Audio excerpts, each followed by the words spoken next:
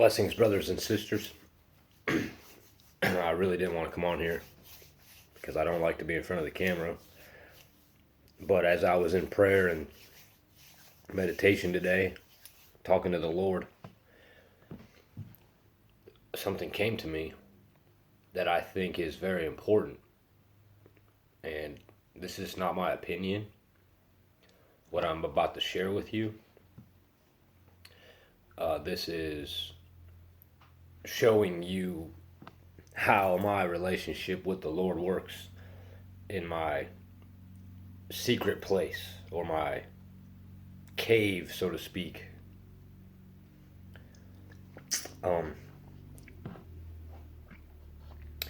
So as I was praying, I heard in the spirit what you're attracted to when you're awakened is a sign of to whom you belong. Whose are you? Is the title of the message.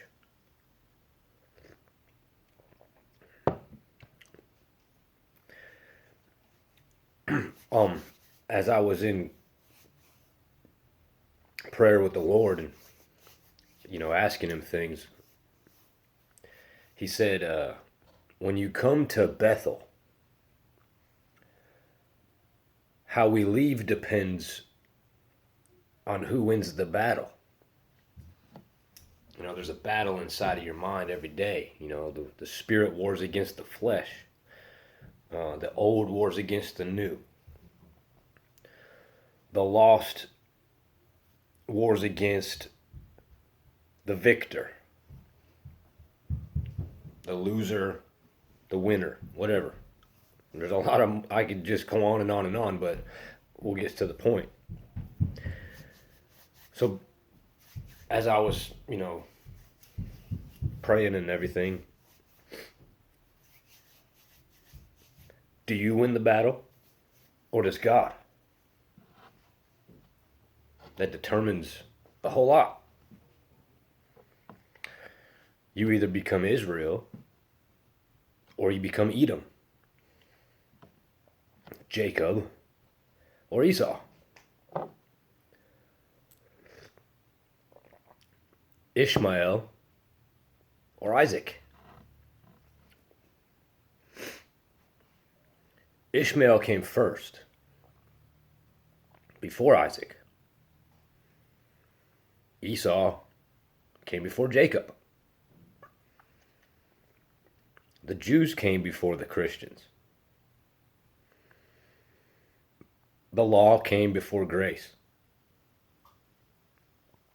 The law brings death. Grace brings life.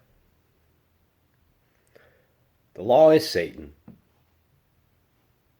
Life is Christ. Grace, mercy, Christ.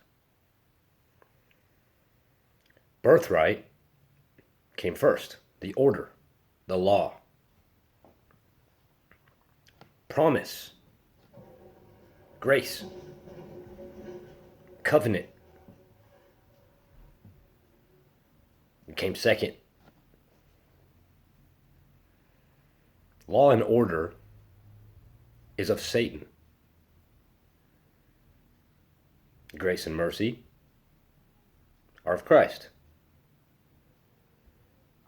Now, don't get me wrong, I'm not saying that the only law and order is of Satan, because that's not true. We know that God had a law and an order prior to Satan, and it will always be. Okay? Death, legalities, the goats, that's darkness. That's the terror. That's the number 6. Man, beast, Antichrist. Those have been found wanting.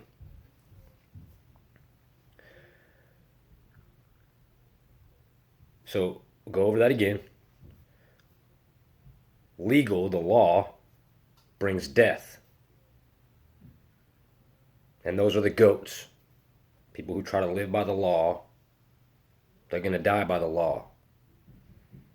The law gives Satan his power. That's the darkness. Those are the tares. The number 6. They've been found wanting. Then you have spirituality. That was religion. Religion doesn't save no one. It just kills you. Spirituality, the truth, the life, the way, Yeshua, Jesus, the Messiah, the Mashiach. The sheep are spiritual. That is light, the army of light. Satan, the army of darkness. 7 for the army of light. That represents perfection, completion, and wholeness. 6 plus 1 is 7. 6 is man. 1 is God. Add them together, you have Jesus Christ. So if any man who is immortal like we are, amortal, not immortal, then believes in Christ, the visible form of the invisible God, they become perfected, completed. They are now whole. Those are the wheat. They have been found full. Which one are you? Do you believe in life? Or do you believe in death? So, I didn't know what I was going to say when I turned on my video, but obviously the Lord came through, and he really just, I don't want to make videos, but he impressed upon me that I need to make this video, and here I am, blowing the trumpet, so to speak. Yeah, I didn't physically and literally blow the trumpet, but in the spirit realm, the truth defeats the lie first there. Then the battle manifests from the spiritual realm to the physical realm, and then we can physically see it with our eyes. You see, brothers and sisters, I don't see necessarily in the spirit with my physical eye, but I see in the spirit with a knowing that has been given by the Lord, the creator of all the universe, the Almighty. And I hear in the spirit, and I feel in the spirit, which is how I see in the spirit. It's completely different than the way I see and you see right here, right now. You see me move my hands, you hear me move my lips, although you see that. You hear the sound that comes out, which is the word, right? Right, the word. Jesus is the word.